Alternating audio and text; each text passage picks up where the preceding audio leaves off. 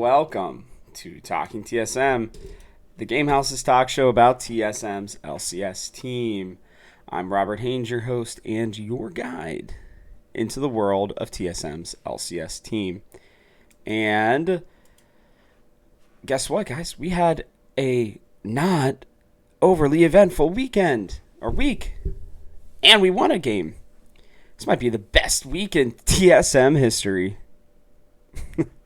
No, but it is kind of like the most relaxing week we've had in, I don't know, months since the beginning of playoffs in the summer, because then we had a tumultuous run in the playoffs, and then after that, it was who's signing, what's going on with Bjerg, and then it was continuously who were we signing until we were about midway through December when we finally learned about Shenyi and Kaiduo.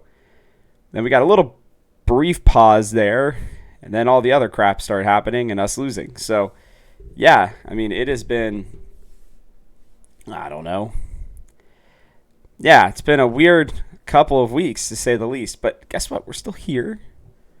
We are still doing, well, hopefully you're doing okay. I'm doing okay. And hopefully the team will start doing better. Yay. This show brought to you by slight sadness, tinge of sadness in every statement right now. Not for me, but for this team, man. I'm just, this weekend is either going to be awesome or we're going to be just really stressed out and being like, oh my God, why can't they win any games? But,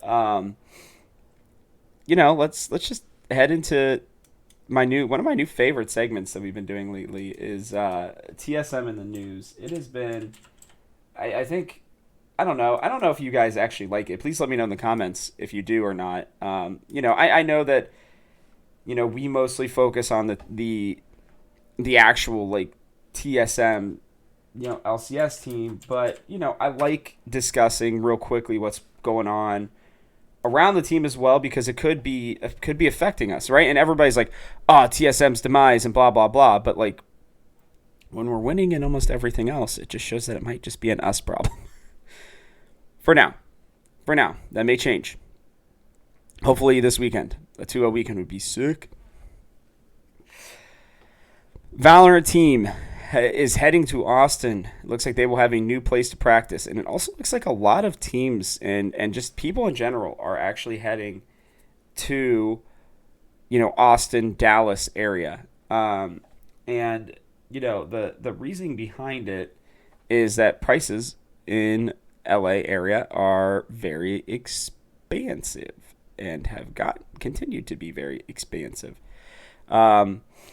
And Texas is a little bit easier, and I don't believe that there is an income tax in Texas. I don't remember correctly for sure, but I believe that there is no income tax in Texas. So with that being the case, then, things are, well,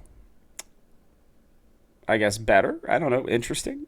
Or just better for them to live at, and then maybe there's just better ping there or something. I don't know. I didn't look into the exact reasoning. I just know that they are moving there, and we'll have to see how it helps them do. I think they're all moving into a house together, so I can tell you this much: it'll probably help them, compete better. Living together will either really help them and their camaraderie, or it will make it 10 times worse. So, good luck to them.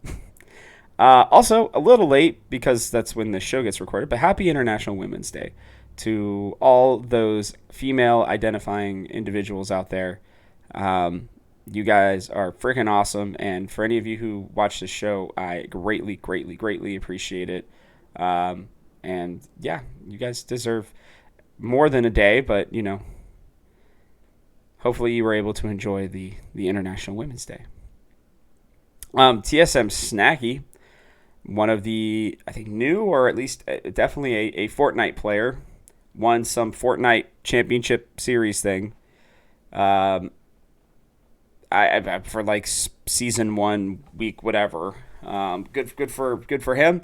I don't mean that in a bad way. I just don't know much about the Fortnite world anymore, honestly. Now that it has fallen a little bit out of favor, I do not really follow it much, and I did not play the game. I think I played a total of like, oh gosh, everybody's going to be like, boomer, but I played like 5 games of Fortnite, I think.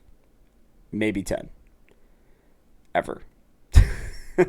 It was just not my favorite. I really enjoyed PUBG, and I still enjoy Apex. So, yeah, those are my go-tos for Battle Royale. Fortnite was never that for me. But, hey, teach their own, right? Probably. I don't know. I expect people in the comments to be wrecking me for this one. Kind of like Hikaru is out there wrecking everybody in chess right now. I think last I saw he had moved on to semifinals or finals or something like that. With the whole Queen's Gambit chess thing, I was like, oh, I wonder how chess is going to make a comeback, right? And the next thing you know, Hikaru is getting signed by TSM and getting, thousands of viewers every single time on his stream and becoming like kind of a face of the org to a certain degree now. As somebody, I mean, he's one of the best at his craft in the world. And he continuously is just kicking the crap out of everybody. So, yay, keep it up, Hikaru. All right, now into the League of Legends TSM news. TSM Academy went 1-1 against, I don't remember exactly who. But wait, I have it up here. Ha. Rob, you fool. Dignitas. Oh yeah, because they're matching us, I believe, currently. Because they have 3 days of games this weekend, Wednesday, Thursday, and Friday. So, hopefully they will perform well. And then after that, I would actually imagine that since there won't be any more games left, I would have to think that Kaido would come up. He would have gotten 10 games, I believe, down in Academy to kind of figure some stuff out. But, yeah, he played really, really well, including a game where he went like 8-0 on Ari. So, his second game wasn't as great, but or was it Victor? Might have been Victor. I don't remember. He went 8-0 though, and he's looked pretty good, honestly. And that's what I expected. I think that he's definitely above Academy. And I still think that he'd be a pretty good LCS player if he was able to play with more confidence and be given more ability to actually carry a game. Because, a lot of people were like talking about Takeover, which we will talk about, and the fact that, Takeover made some big plays and certainly played pretty well last weekend. But it's kind of like the Yurson effect, right? When Yurson came in, he brought stability, the team won. Takeover comes in, the team wins, brings some stability. Now Shenyi's back. I think Kaido will also be back, but we'll see. I hope. We'll talk about it here in a little bit too. I Will Dominate had some comments to say on Spica as well, and he believes that Spica is still very talented, but he's dealing with losing poorly. And I thought to myself, wow, I wonder if he was listening to Talking TSM, because I'm pretty sure we talked about that. Spica's only ever been on really good teams. This was the first time that he was going to have to be the leader. He was going to have to be the one who would do it a lot on his own. And even like Tactical and Huni, right? Huni's the only one of this whole group, really. Well, I guess in Kaido to a certain degree. But like of the starting 5, Huni's the only one that's dealt with a strong adversity, right? Spica obviously had like the Kane game and the Sejuani games, and we all laugh about that. But he is, he has always had champion mindsets. Like even in, I finally got around to watching TSM Legends from last week, and even seeing Bjergsen and getting like the old shoulder rub that Bjergsen would give him after every game. Like he's not gonna probably come out and say it, but that was probably so comforting from one of his probably super close friends and somebody who he trusts.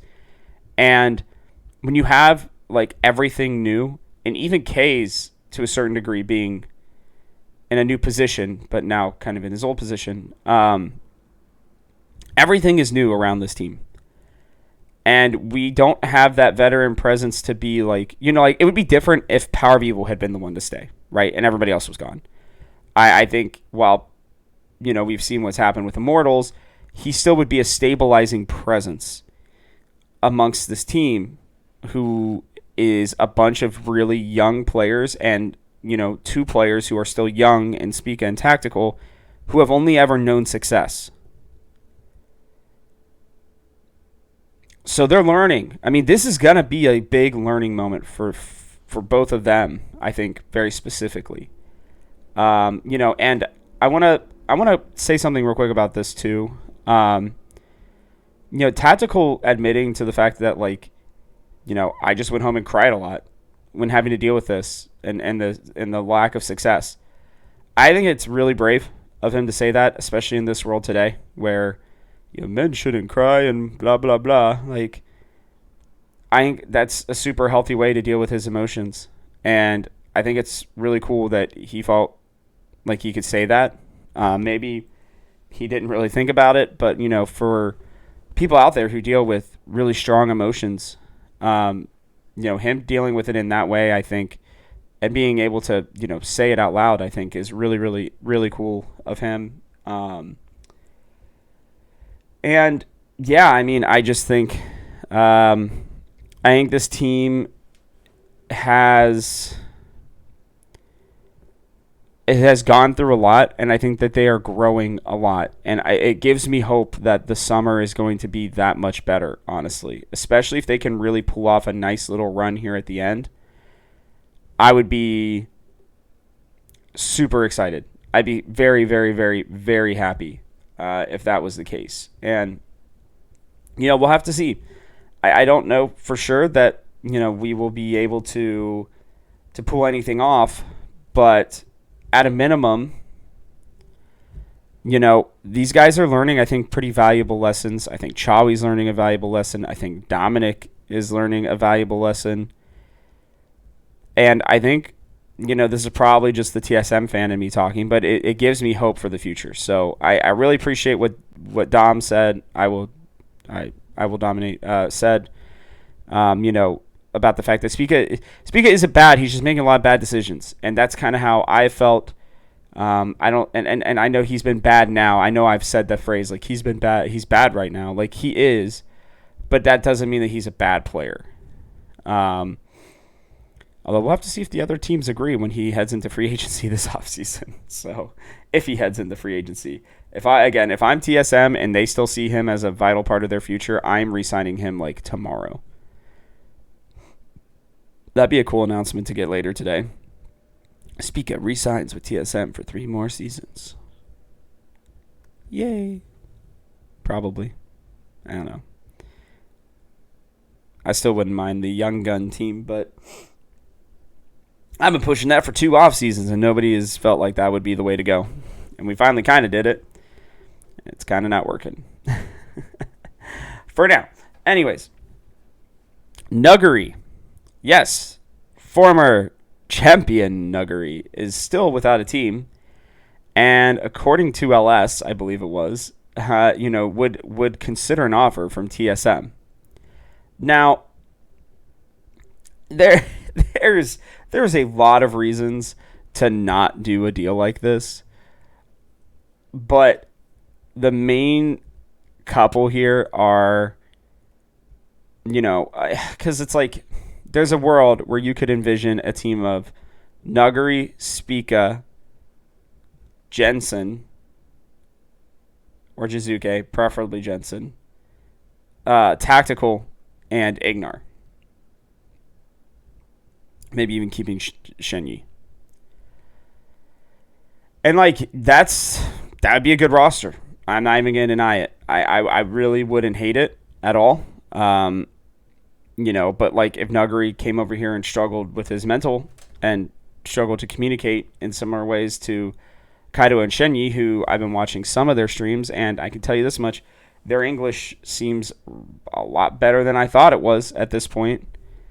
Shenyi last night, for like the hour that I was watching on and off while doing some work, kind of sounded like he had most of the basics down. Good for him. I think it would just cost them so much money too.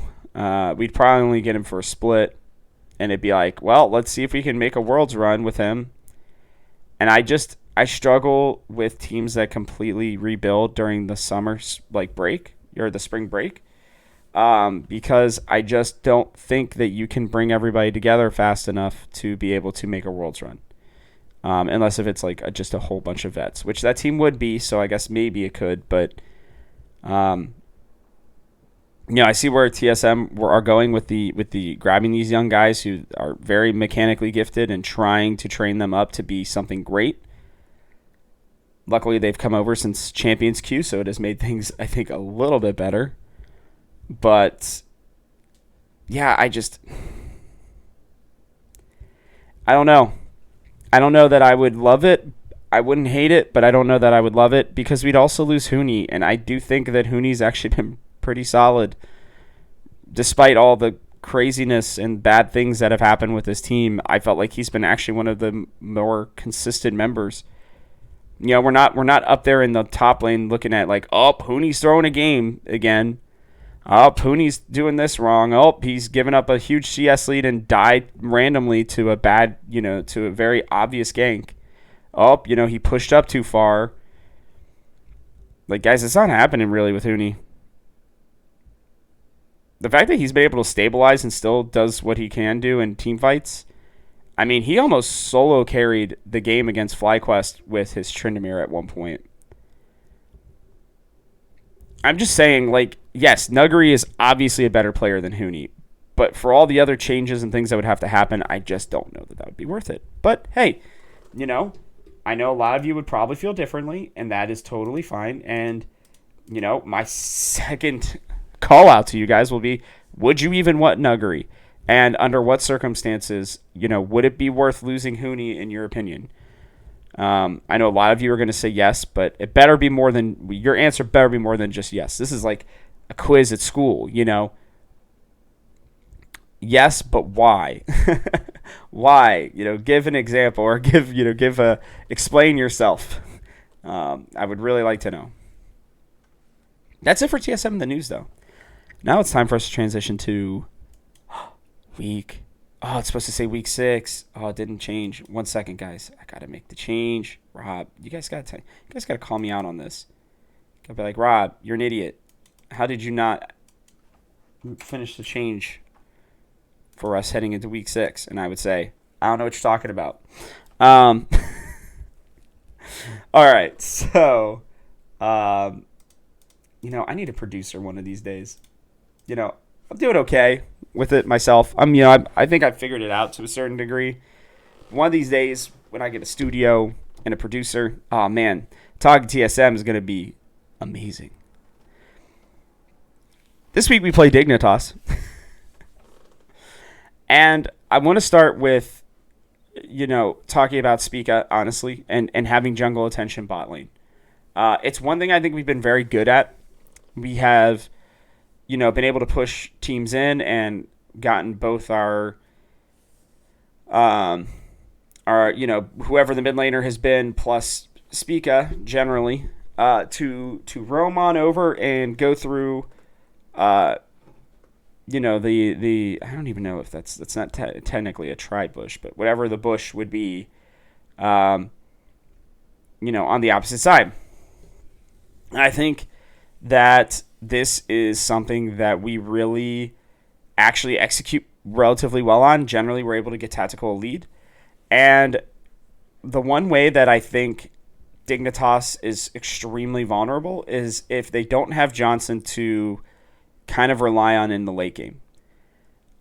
Right now, that's been exposed, and people have been really just not allowing Dignitas to have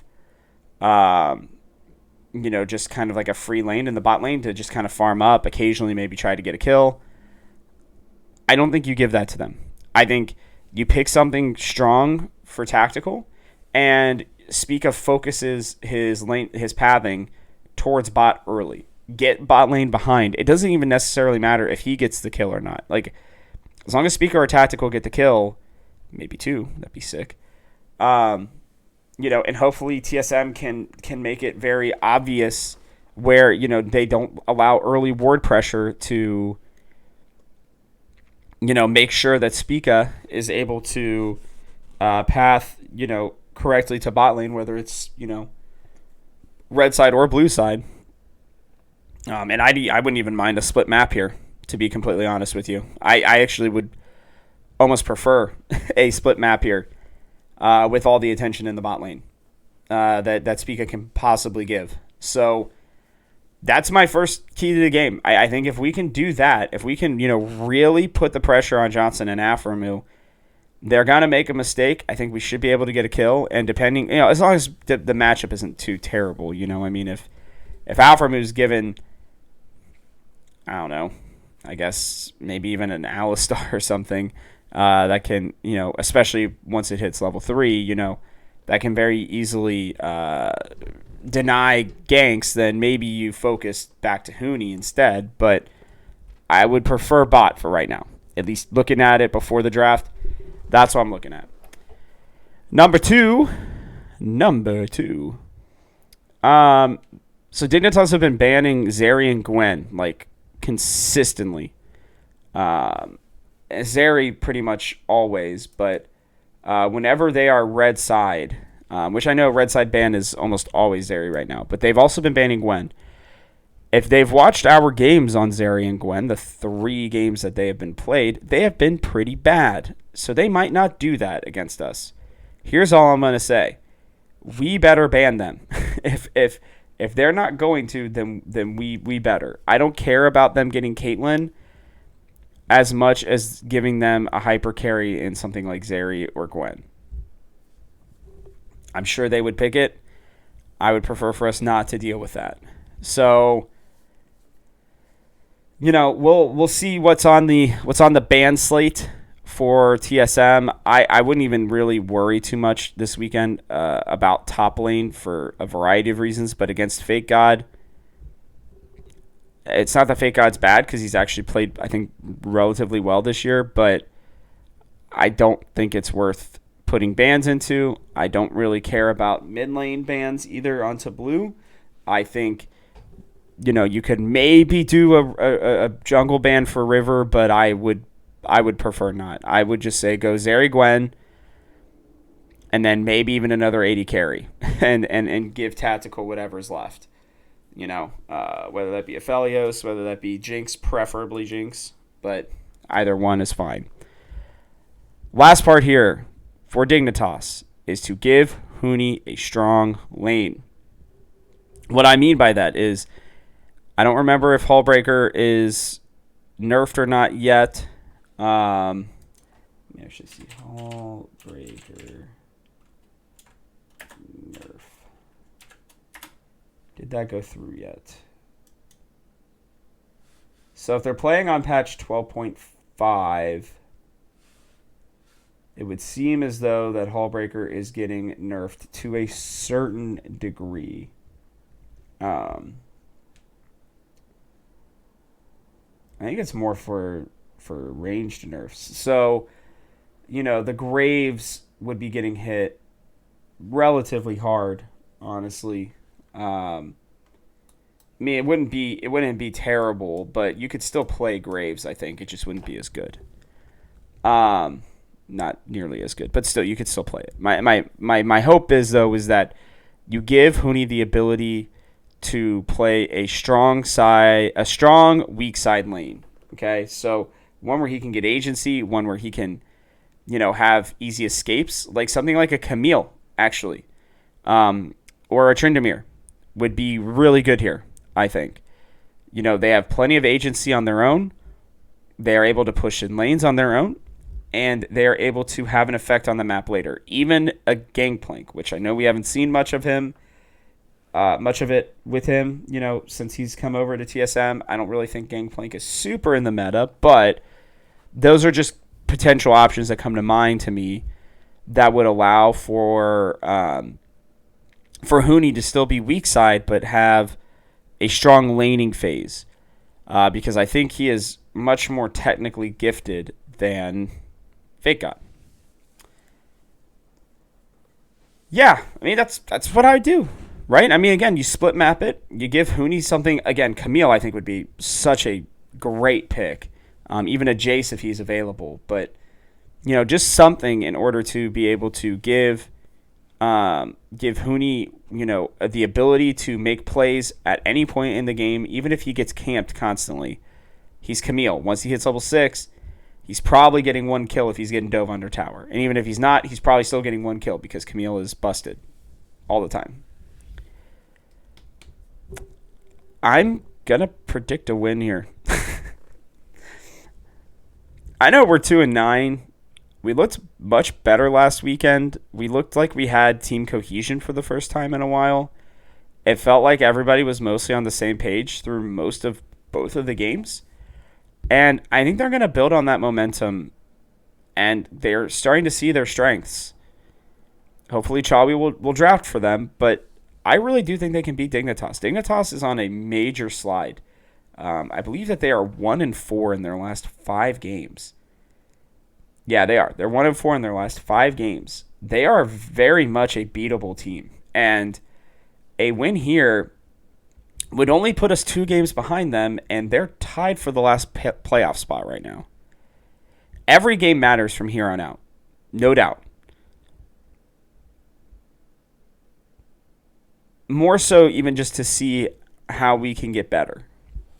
But winning is a result of good practice, good strategic planning, and good execution of that plan. The more that we win in this second round robin, the better we will be set up for summer. Unless if we're going to be making a whole swath of changes. And if they were to do that, then, God, I'd be sad.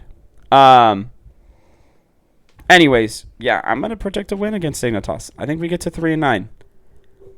And I think that'll feel really good because Dignitas, like FlyQuest, have been a thorn in our side. I believe we are also like 1-8 or something like that against them in our last 9 tries. So it's something like that. I don't think it's that drastic, but because I think we also beat them in a playoff appearance. So that would probably help a little bit. But at least in the regular season, I know we've struggled against them. So, yeah. Next, we head on to Evil Geniuses. Now, EG, I still think, have one of the most talented teams in the LCS. They just have been really sliding as well. I mean, they are almost like consistently going 1-1 every weekend. And, when I look at this team, I see a lot of young talent. I see a team that is also going to be ferocious, I think, in the summer. I could be wrong on that, but I could see it happening. Now, if they continue to stay with their 1-1, they are playing Liquid, Team Liquid in the first game. So, theoretically, we would be their 1-1. But, whatever. Bring them on. We'll take them on. My first thing is give Tactical his best and ban 3 ADCs. So, when I was looking at these games, I've been going back. A lot of teams are banning, like Immortal specifically banned Zeri, Jinx, and Aphelios in the first round of bans. And so to me, again, red side banned Zeri, no surprise there. But they're really trying to attack Danny's champion pool. And what I think, especially if TSM are on red side, what I think, I preferably we're on blue side in this game. But whatever it may be, I want Tactical to be on whatever his best champion may be right now. And I do think that would be the Jinx, personally. Even though his all-time stats would have said differently, I do think that he has performed very well on it. What we did see last time, though, and on a champion that he is extremely comfortable on, is Varus. I wouldn't mind seeing Varus or a Tristana again, or maybe even a Callista to come out here. I say you just take away as many freaking AD carries as you can, especially if you're red side. And if that's me, that's what I'm planning on right now is red side. And make them, ban the power picks that we could get, at red side 1 and red side 2. But Yeah, I mean, I think worst comes to worst, he plays an Ezreal or a Varus or a Callista. They're not like in the meta, but if you're taking away Zeri, they'll probably take away Caitlyn. And then you take away Jinx and Aphelios, I think it's like a wide open. I mean, you could even play Xayah or Khan, which, if the synergy between Shenyi and Tactical has gotten much better, then Xayah or Khan would be a really strong combo for them, I think. And I think that's kind of how you attack them, because it's not like, Danny is beatable. He when he carries, he freaking carries. I mean, we saw it last time we played them. He got that penta in week 1 on the Zeri, and we were in that game until that literal point. So, I think I honestly wouldn't even mind. I know he played it pretty well in the Immortals game, but a lot of his kills. Let me check this. I'm pretty sure most of his kills came near the end of the game, which is where he scales up, by the way, which means dragons are going to be super important. Now he got 2 kills near the beginning. Oh, and then you got a Quadra at the 30-minute mark. So, I mean, God, he is just when he really gets rolling, man, he is scary. But I think if Tactical has his best champion, I think that he can absolutely match up with Danny extremely well. And if you push Danny down at least a little bit, from these hyper scaling, types of picks, then I think that's the best chance you're going to have with Tactical. My next thing is pressuring Jojo Pyun. No clean lanes for him, okay? Listen, the kid is good. And he is a kid, like legitimately. He's, I think, still 17, maybe 18. He's a very young man at a minimum. And he's very good at League of Legends, especially for the little amount of time that he's been playing. But he is still very prone to over-aggression, to some bad positioning at times. And I think if Spica is constantly in the lane, just harassing him, I don't even care if they're getting a lot of kills or anything. They may not even get a kill in lane. But if they are allowing for Takeover to kind of have his way and get some CS leads and, have map pressure, because they're constantly either pushing JoJo under the tower or making him see a gray screen, then I would argue that is a very good, sound strategy for TSM to win some games against Evil Geniuses specifically. And, that's the one thing about this team is JoJo and Danny are still pretty young. Inspired to a certain degree is also still pretty young. So I really want to see us put the pressure on JoJo, and again, I want to see us push Danny down on his picks. I think that's kind of a good recipe for winning. The last part is setting up counter ganks more than ganks. Inspired is consistently behind in CS. Now you would say, but Rob, why wouldn't you just farm? Just let Spica farm and he'll get his lead there. Yes, you can farm, but what I think the TSM should do is try to bait Inspired into ganking. Now, he has shown, the propensity to sniff out those ganks at times, but he is also a gank-heavy jungler. He loves to be involved as much as he possibly can be. And he's always looking for good angles. And I think if you're warding those weird angles almost as much as you are the normal angles, then I think you can catch Inspired with his pants down and take him out. And it's just me talking, but I really truly believe that is a very real possibility against him. And so, I would challenge TSM to do that, to really push the counter ganking to as much as they can, like especially after the 14-minute mark. Once Huni gets hopefully an unlocked teleport at that point, if he's playing it, or takeover, have a ward in the back, expect a gank, as laning phase ends, and set it up to have like a major counter gank. And that could turn the tide of a battle very quickly, especially around Dragon. Now, they're a weird Dragon team. Like in their Immortals game, they didn't take a Dragon until 15 minutes in. Now, the meta's shifting a little bit with this new patch, but I still would imagine that if we were to focus Drakes early, we could probably at least give ourselves a pretty good shot of taking fights that we want, as I talked about last week. So, we'll have to see here. Now, normally I do 3 keys of the game. I'm going to do a 3.5 keys of the game. Give Spica a strong 1v1 matchup. Listen, Inspired loves to take fights. He loves to gank. He loves to not just farm.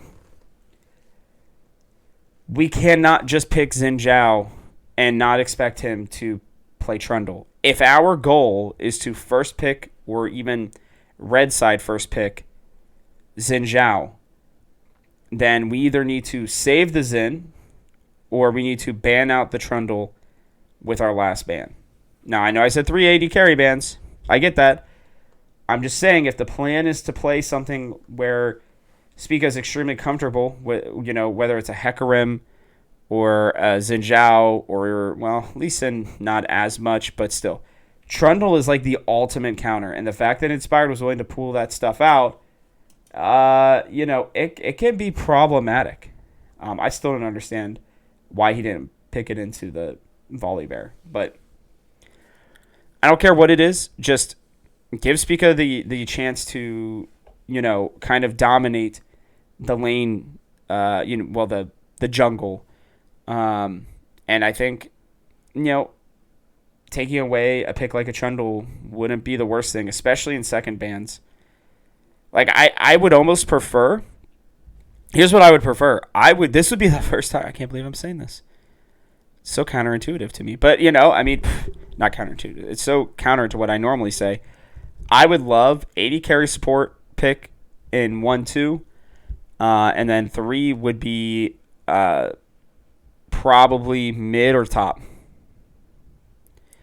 I would say give Spica the counter. And in second round of bans, if they haven't picked their jungler yet, then I would ban the Trundle and probably the Lee Sin.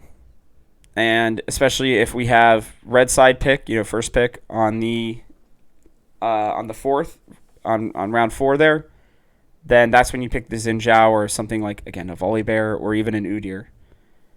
I kind of like Udyr with Spica on it. I know he's not super strong like he used to be, but man, he's tanky and he gets around the map and he makes plays with him. So sometimes that's what you need. I am going to predict a loss here. Listen, I just think that EG are pretty talented. I think their problems are a lot smaller than ours. There are things that they can clean up a lot easier, and I know they haven't shown the ability to do that completely just yet, but I do think that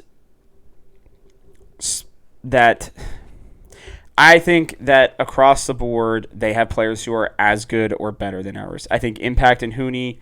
Impact has not looked as good this year as he did last year. I think they're about even. I think Inspired and Spica, right now, I would give it to Inspired, but at the beginning of the season, I thought they were about equal. JoJo is clearly better than Takeover. I don't think there's any doubts about that. JoJo still has, again, the ability to make mistakes, but so does Takeover. We just haven't seen it yet. Danny is at least as good, if not better, than Tactical, especially right now. And Vulcan is definitely better than Shenyi right now. And they play as a team better, and they're all speaking the same freaking language very easily still. Listen, I think it'll be close, but I think right around like the 25-minute mark, I think something will happen. I wouldn't even be surprised to see us throw a fight around a Rift Herald. Would not surprise me at all. EG do like Rift Heralds. They're about 50-50 on first Rift Herald or first Drake, though, so they seem to be able to go whichever way they want to, which is unfortunate for us because, it'd be a lot easier to attack a certain side, specifically, bot lane potentially, if they were more focused on Herald, but that just that ain't going to be the case. So I do predict a 1-1 weekend and likely the end of our potential playoff run. Like, we wouldn't be able to lose another game after that. A 2-0 weekend, we could lose still one, maybe two more games, but a 2-0 weekend would definitely put us in the conversation at least. But and I just don't see it happening against Evil Geniuses, sadly. I do think while they have struggled, I think that they're going to figure it out here very soon. And sadly, I think it might be against us, But they also could be coming off a TL, butt whooping and be pretty down on themselves. If that's the case, and we were to go 2-0, we would... I'm just saying right now, if we were to go 2-0 this weekend, and Evil Geniuses and, like, Dig were to go 0-2, because they don't play each other... Immortals were to go 0-2. I think CLG could do it too. Let's see here. So Immortals doesn't play either of these teams. CLG does not play either of these teams yet on the Saturday. Immortals would play Dig, so one of them would have to win. Hopefully it would be Immortals in that situation. And Evil Geniuses, oh yeah, they play us. Who am I looking at again? CLG play Golden Guardians. So I mean, the best case scenario here, all right, here's the reality is. The best case scenario is Dig goes 0-2, Immortals goes 1-1, CLG go 0-2, and Evil Geniuses go 0-2. In that scenario, this weekend specifically, we would be one game back of at least 7th place. And probably one, maybe 2 games back of 6th. No, it would be 6th. Yeah, we would be one game back of the playoff spot. There you go. I'll explain a little more here in my overall thoughts because we got to wrap this up. My overall thoughts are I want to see what TakeOver can do. This is the week. If TakeOver is going to take over the spot, and pun intended, for the rest of the split, it's got to be this week. It has to be. There's no other ifs, ands, or buts about it. Because Kaidoa, I believe, is coming back next week, regardless. But if he really wants the spot and he plays extremely well, and this team is 3-1 with TakeOver, and they sub out Kaidoa, or sub him out for Kaidoa, then I will actually be upset. If he struggles this weekend and they still do 2-0, then you can switch him in. If he struggles this weekend and they suck, then you definitely take him out. Sadly, it's more against TakeOver than for him. Can we take advantage of the teams who are also struggling? Guys, Evil Geniuses have not been playing great. Dignitas have been in a free fall. Just saying, we have to take advantage of that. We are technically on our way up. We have just won a game. That is a lot for us right now. We need to take advantage of that momentum and try to take advantage of their struggles. Spica has to step up this weekend, period. River's solid. Inspired is solid. I think he can and will be better. And I really, truly believe that what he's hopefully going to, show us this weekend is that all this training and everything else that he's been doing will be hopefully very helpful. Chalby's drafts must highlight our skills. No random BS. I don't want some random pick that they've been like, oh yeah, we've been practicing this. Like, oh, there's this weird strategy going on this week. No, thank you. Standard game, please. Please. Standard game, Chawi. No crazy drafts. And pick picks that we're actually good on, not picks that we're maybe good on. Picks that we know that we're good on. Last two here is a very outside chance, but we need to at least try for playoffs. I think that the mindset of, we're giving up for summer. Listen, winning will help you find more success in the summer. We have done plenty of losing. We know where our failures and our faults are. Now it is time to show that we have learned from them and that we are making progress. There we go. Wow. It's got to happen this week, guys. I've been saying it for 2 weeks now. This is literally it. There's just no freaking way that we can head into next week and then the Super Week and feel like we are going to have the success that we need to get into the summer. You build your confidence now. I don't care if we miss playoffs, but you got to try. If we miss it by one game, guess what? That's going to give them a little hunger. A little more than, finishing 4-14. Okay? They can do this. They got to flip that switch, man. Last thing, I was watching Shenyi's stream last night, like I said, and he had these like EDM songs or whatever going, and then "Do You Want to Build a Snowman" from freaking Frozen comes on, and he just started humming it.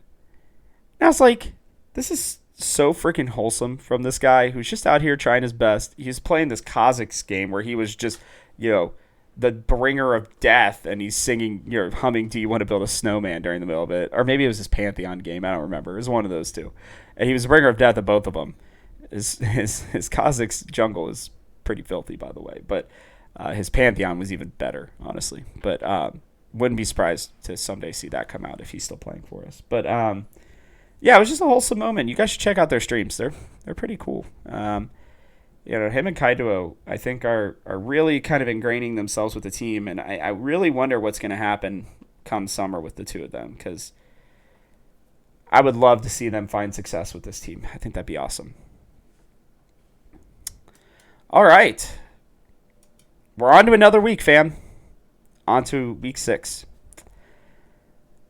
And hopefully it'll be a good one. I would freaking love a 2-0. I know you guys would too. Again, Party Central here if we can pull it off. We'll see. If you like this show, please take a second to like, subscribe, and comment if you're watching our YouTube channel. Make sure you hit that bell icon so you don't miss another episode. Let's continue to make this the #1 TSM LCS podcast out there. Please leave reviews if you are so willing. I would very much appreciate it. Share this with your friends. You can hit me up at TGH Robert Haynes on Twitter, or at the Gamehouse at TGH Esports on Twitter. Head to thegamehouse.com. It's kind of a bit of a slow period right now in terms of news, but next week, NFL free agency, for those of you who may care, will begin. Joe and Ben are going to have that covered in a big way, and Terry and I are going to just keep covering whatever comes up. So go give it a look. With that, thanks for tuning in. The show comes out every Monday and Thursday, and is still exclusively for your TSM earholes. I'm Robert Haynes, and this has been Talking TSM. I'll see you all on Monday.